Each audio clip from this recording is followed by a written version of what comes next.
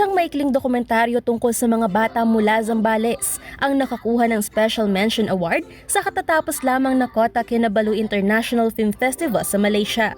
Ang mini-documentary ay pinamagatang Maliit na Hakbang sa direksyon ng award-winning filmmaker na si Richard Soriano Legazpi. Ayon kay Legazpi, ang Maliit na Hakbang ay istorya tungkol sa ukulele kids sa Zambales mula sa coastal barangay ng San Felipe. Pangarap daw ng mga bata na pasukin ang larangan ng musika, ngunit dahil sa pandemya, naudlot ito dahil na rin sa mga limitasyon at hamong kaakibat nito. Sa mini documentary, it's 7:34 minutes. Story siya ng mga batang nangangarap na magkaroon ng puwang sa music scene.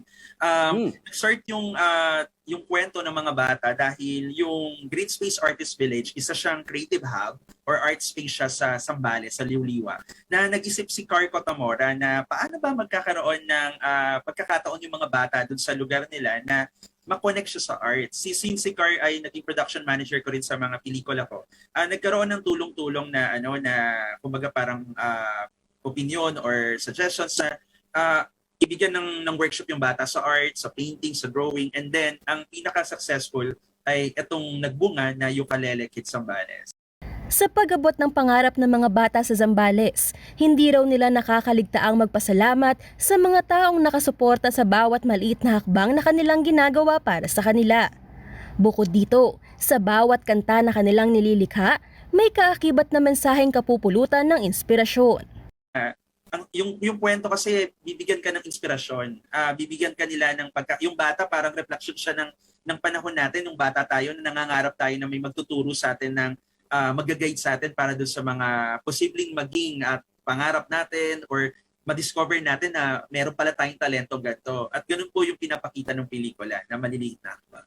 So dito sa docu na to, makikita natin kung paano yung munting pangarap nila, ibibigay nila ito, pero sa pamagitan din ng pagmamahal sa kalikasan. Kasi lahat ng mga kanta nila napaka-inspiring po.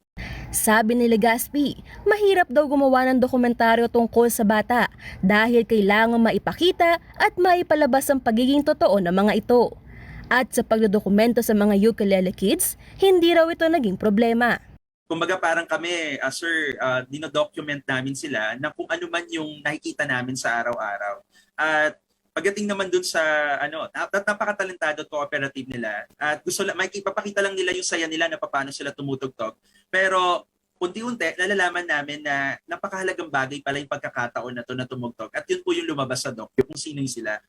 Una nang ipinalabas sa iba't ibang festival sa iba't ibang bansa tulad ng Amerika at Russia ang Maliit na Hakbang. Naging parte rin siya ng Gawad Cultural Center of the Philippines at nanalo ng Special Citation for Children at ngayon sinundan naman siya nitong Kota Kinabalu International Film Festival at napalabas din itong nakaraang linggo sa isang film festival sa South. Angelica Cara, CLTV News.